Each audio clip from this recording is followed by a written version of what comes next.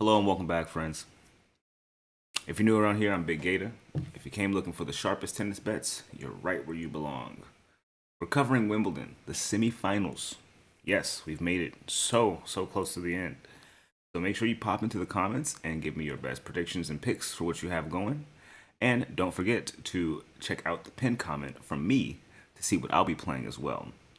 So if you do enjoy these breakdowns, please make sure you give this video a like. If you want to get these picks as soon as they are uploaded, please make sure you subscribe. And if you're feeling generous, you can donate in the pinned comment and the link below. All right. Hello, everyone, again. So, how do we do? We took 3 picks in our last video, did we not? We went for a tiebreak and Sinner versus Shelton. We did get that success. And then we had under 34.5 total games for Djokovic and Caboli. Caboli is not here anymore, sadly. But we did see a lot of him, so a little bit too much if you ask me. We got a set out of him, which was why we didn't get under 35 games, but it is what it is. It was a great performance, and we love to see it, honestly. He's now on the radar. And then our certified smoke, we took Ben Shelton over 19.5 games. The level was too high. And I said it before. Jannik Sinner is currently in his villain arc era. If you guys disagree, then you can disagree. I've said in a few videos before, like, after Roland Garros, this guy has become the Terminator. He is going to be a dangerous person. For the rest of this season, the rest of the year is on grass courts, remember. I mean, not grass courts, I'm sorry, on hard courts. Right after Wimbledon, these guys are going on to the hard courts until February. So, and you know, if you are new to this channel started on the hard court season, and we came out smoking, okay? So be ready for that hard court season. Be ready for it. We're gonna have some shit to jump into. I believe that. Believe it. All right. So, without further ado, let's hop right into these semifinals. First on the draw, we have Carlos Alcaraz going against Taylor Fritz. Taylor Fritz is, without a doubt, the least favorite to win out of these matches. But we will look nonetheless. They've played each other once a year so far. Alcaraz and Fritz. Alcaraz winning both times in straight sets on hard courts of some sort. In Berlin last year on the indoor hard courts, and in Miami outdoors in 2023. In both matches, he got a 6-2 set against Fritz. So, off rip, I know we get a pretty competitive Alcaraz, but this is the lowest Alcaraz has been. He's at minus 630 now. They got his total games at 21. We saw what Jannik Sinner did with Ben Shelton.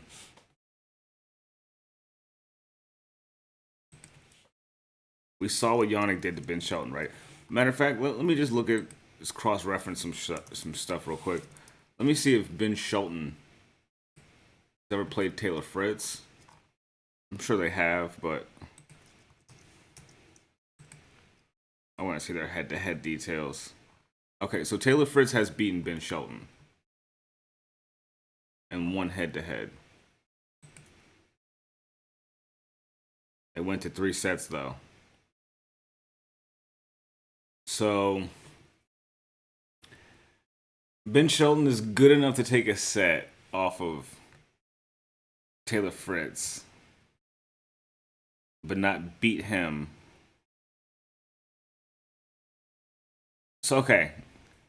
Ben Shelton is good enough to take a set off of Taylor Fritz, but not Yannick Sinner. What math do we do for Taylor Fritz here? Does that mean Taylor Fritz is able to get a set off Alcaraz on the grass? Now, between the two of them, there has been one loss on the grass this entire season between the two of them. Surely, Taylor Fritz at this level has got to push Alcaraz a bit further. Right?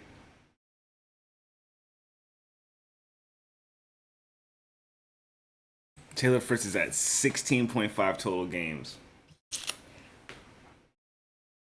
Oh, man.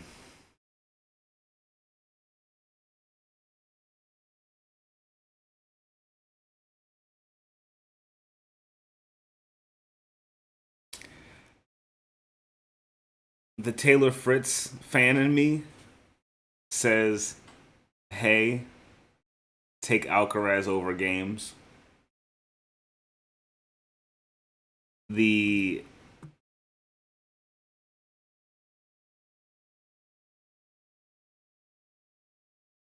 other part of me is saying, man, the set spread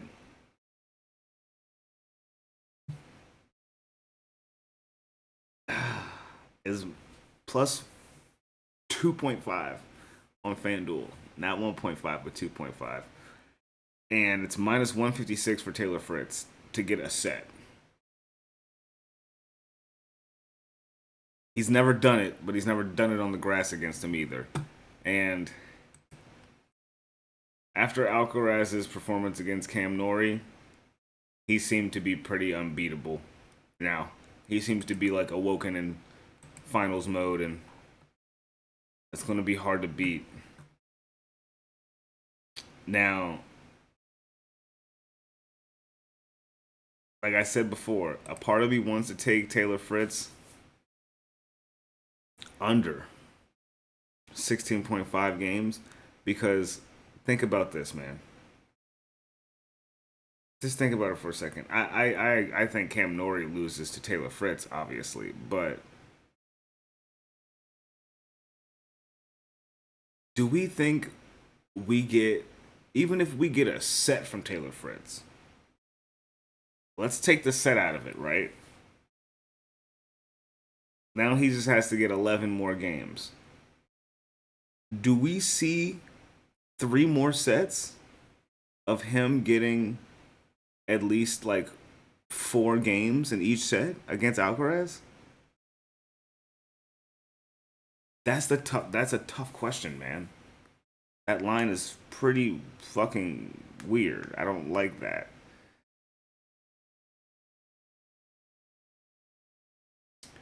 And Alcaraz going over 20.5 games is like more or less leaning that he does do that, right? So if one goes over, the other one goes over. Not necessarily though, right? Like Fritz could lose.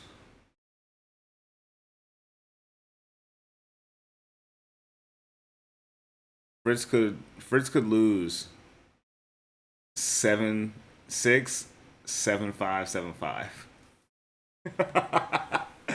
And he would finish the match. Let's say he loses the first tiebreak and then loses 7-5 in the next 2 sets. He ends with 16. That's a hook. So, excuse me. You get hooked at 16 there, and that's like it being a super close, as close as it could get for an Alcaraz match. I feel like because I don't think it would go to 3 tiebreaks with Taylor Fritz. Honestly, maybe it could. Maybe it could with the way Taylor Fritz is playing.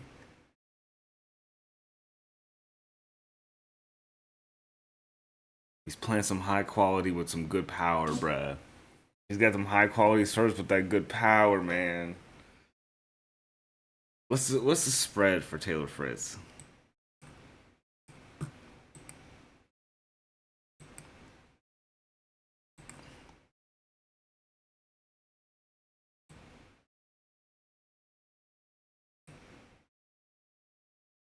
What?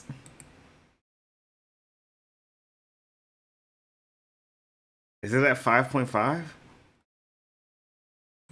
Is the spread at 5.5? Ah. Now this is tough. Does Fritz cover this spread here? He hasn't done it before.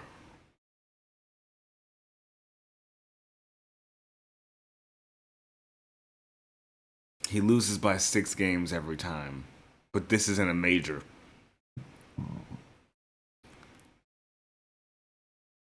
Surely he keeps that level up close. He doesn't get blown out, right?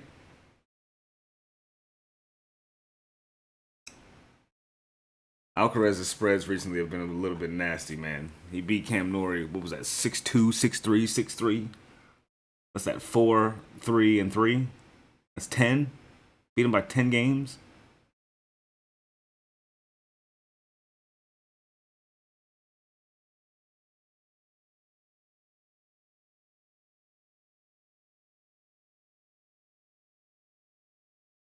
Then he beat. Yeah, he beat him by 10 games too. 6-4, 6-4. That's 2 and then 3. 4 and 3. 7. He beat Rublev by 7 games. Or 6 games. Yeah, when he heats up, bro, he covers that spread. Man. I think Alcaraz gets it done here, man. Within the spread. I don't know what spread we get though. The 5.5 is treacherous.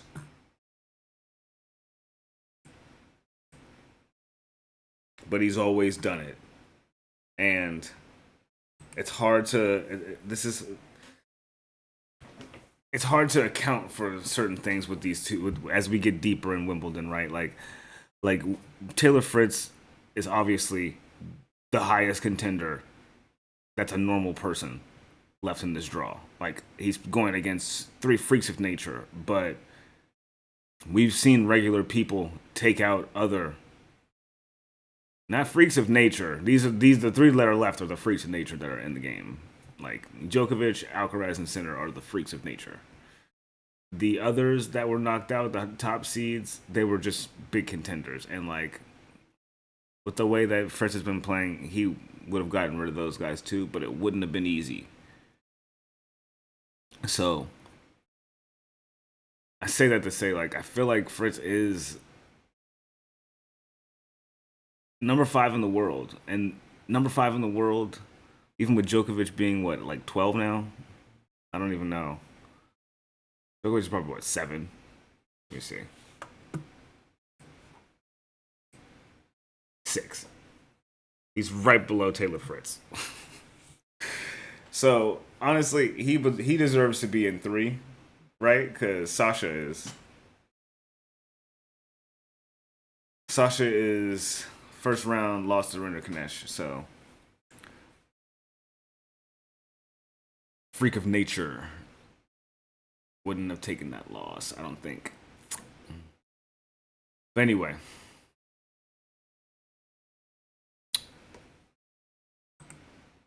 I like the spread here. I don't think Taylor Fritz. I think it's too risky to take Taylor Fritz to win a set here. Um, I think it's too risky to say he doesn't. It's not worth shit for Carlos to get one. It's minus 3,500, and they have the total aces in the match at 25. Fuck that.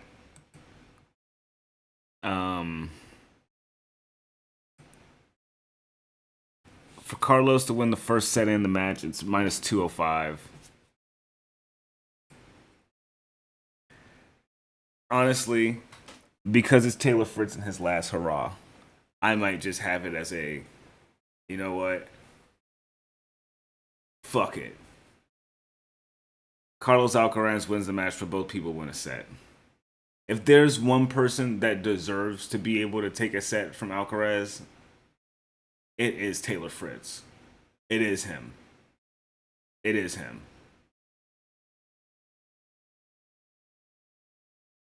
Out of all these other people, I'm not saying to beat him, but if there's someone that is deserving of taking a set performance wise, it is definitely Taylor Fritz.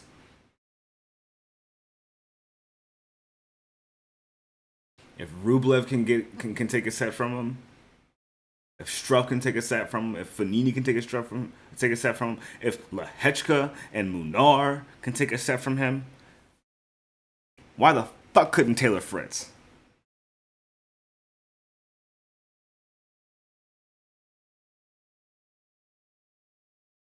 And he wants to win, bro.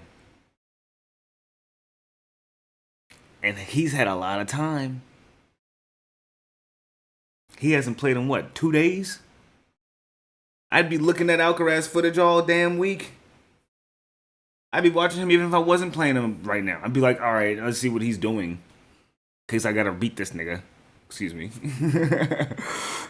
Like, but I would definitely be on the lookout for that. So, all right. We'll put in the pin con what we have going on for that. As you can see, I'm battling with what I want to go with here. As competitive as I'd like it to be, I would like to take Taylor Fritz for a set because he deserves it. At the very least, he can get that for us. On DraftKings, they have a fake set spread type of bet where it's like win at least X amount of sets. So I think let's see how much it's worth for Taylor Fritz to not get 2 sets. Excuse me.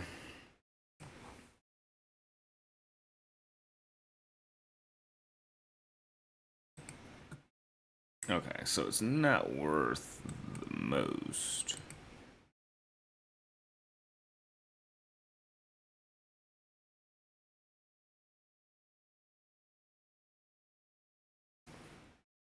Yeah, it's worth little to nothing. So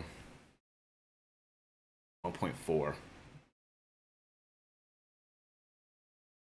multiplier on your monies. It's like plus 375 for him to get 2 sets, though.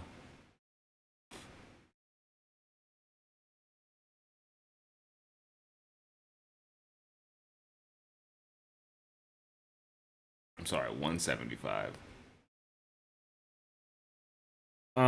Yeah, we'll see. We'll put in the pin comment. Enough of this one. We'll hop into the next match.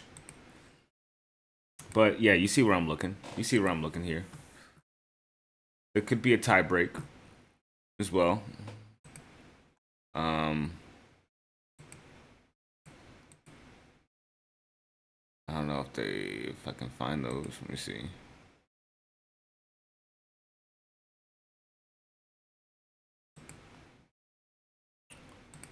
Nope. All right, we'll get to something else.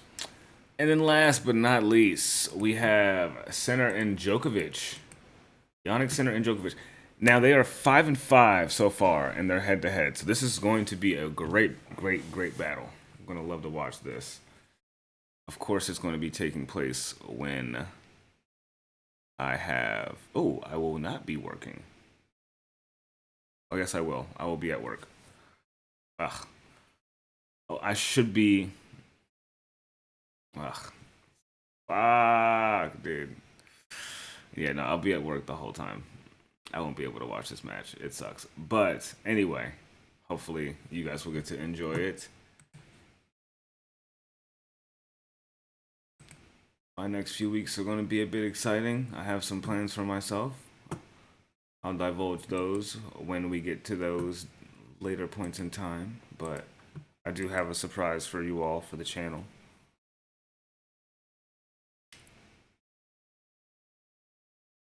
All right, so we have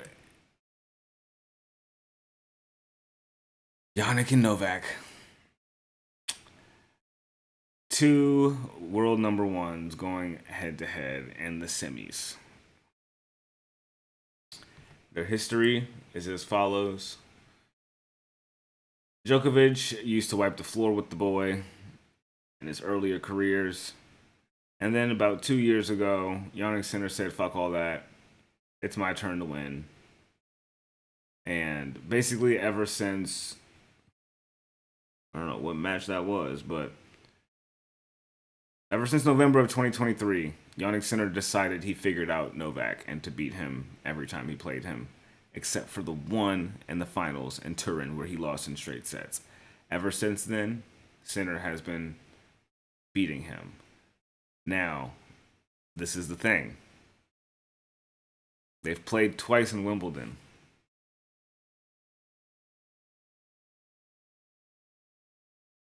In the quarters and the semis before. 2 years ago. So we're reenacting the semis. Novak beat him 6-3, 6-4, 7-6. And then he went to 5 sets the year before. Now, I don't know how much you. I left this out in the last videos about both of these guys. I should have touched on it, but both of these guys have had some type of concerning injury. So I do want to point that out. It was 5-4 deuce last set, fourth set. Djokovic was on serve. But right before that point, he took like a nasty fall where he was going into like a split jump, and then he just fully fell. That did not look really good. And then at the end of that match, we saw Caboli like after that fall took place, we saw Caboli literally. I can see on his face that he was like, "Do I challenge this man's physicality, or do I just like admit defeat here because this will be fucked up?" I could see it on his face. Like it would like. They played the last 2 points of that match with going back and forth. Djokovic never had to move. So I look at that as like Caboli kind of just bowing his respects to Djokovic and not taking advantage of him in a moment like that, which is respectable, but at the same time, I guess he's looking at it like he'll have time to get his own later because he is very young. He's 23. So that was a bit concerning. He did say that he finished the match and he managed to finish the match, but his team looked pretty like upset about, like pretty concerned about it. He reacted in a pretty concerning way. So there's that. Now, when it comes to Sinner, we thought the same. I thought the same would be the case. Him going against Ben Shelton, and I left that out. But clearly, his elbow seems to be fucking fine. He fell on his elbow going against Dimitrov, and he seemed to be playing just fine because he beat Ben Shelton in straight sets. So don't always go for the hype and fall for the injury stuff because sometimes it could just be mind games.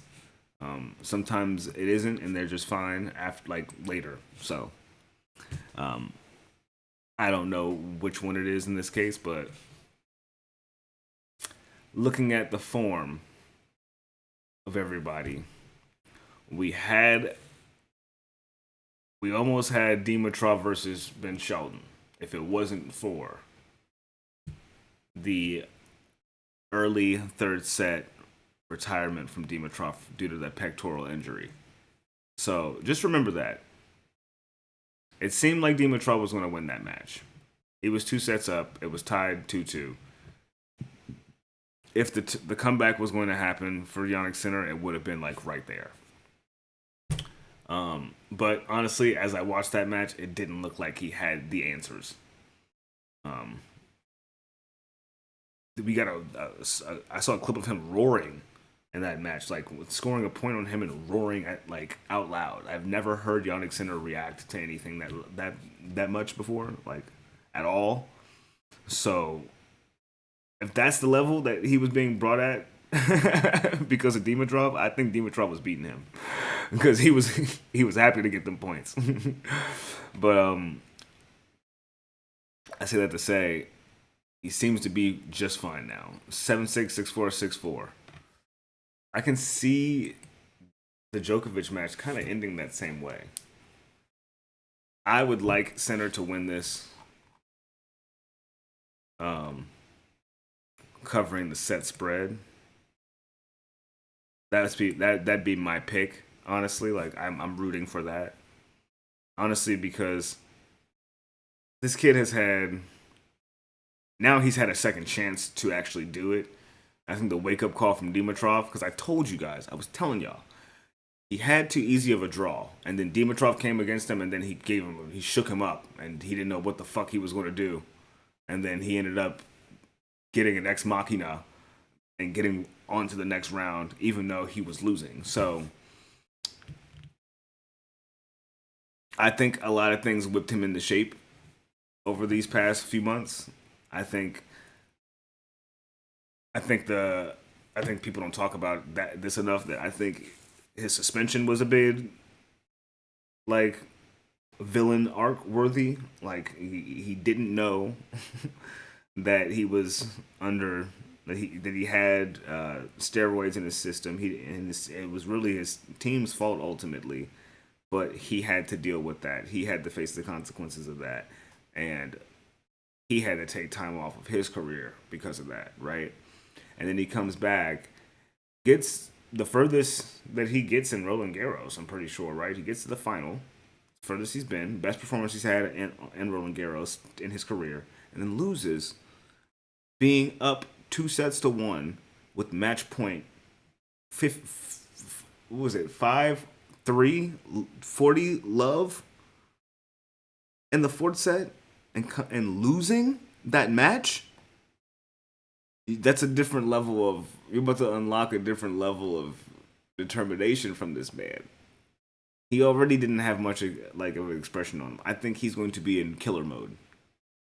I don't think he's going to have much sympathy for Djokovic. I think he's going to be trying to annihilate this guy because I think he is more so looking at getting his get back at Alcaraz because he can't seem to beat this guy. I think he's just so focused on trying to get the Alcaraz right now. It's been the bane of his existence. It's been the bane of mine too. I keep rooting for Sinner to win. When I know Alcaraz is the better guy, but I just want Sinner to win. So, hey man, I like the Sinner set spread. It's -120. Do I think these two play a fuck ton of games? Honestly, yeah. I think this goes over 3.5 sets. I think they both take a set from each other. Not really worth much, but I'm sure I can get you a little parlay piece. But I think I might be just sticking with single pick for this video. I think so. So we'll see what we have going on. We can look at the aces. How many did Sinner have on Shelton? He had 7. Shelton had 14. Djokovic against Kaboli, how many did he have? He had 13.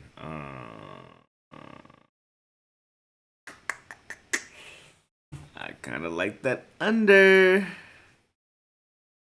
That under aces for Djokovic, I kind of like that too.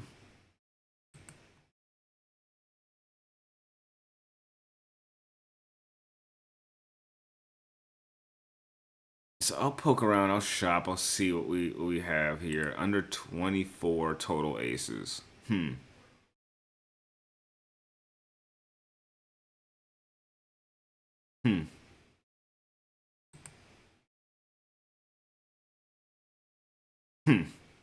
We'll see about that.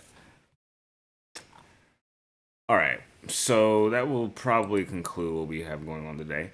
What we'll have to look forward to is going to be our video on Saturday night, which will be a video covering what's going to be happening for the final. So we'll see how these guys do. Let's get in some more tennis at the high level. Let's get in your picks in the comments, please. Don't forget, guys, it's all love here on this channel. So keep it a positive place. There's other places on the internet that for some reason want to be negative. There's no reason to be like that. We're making money and we're happy. So if other people are upset and they're hating on outcomes, that let them be upset. We're going to be chill over here. That's the way we carry shit. So everyone have a good rest of your day. Take care. I love you all. Big Gatah. Let's get some wins and some dubs.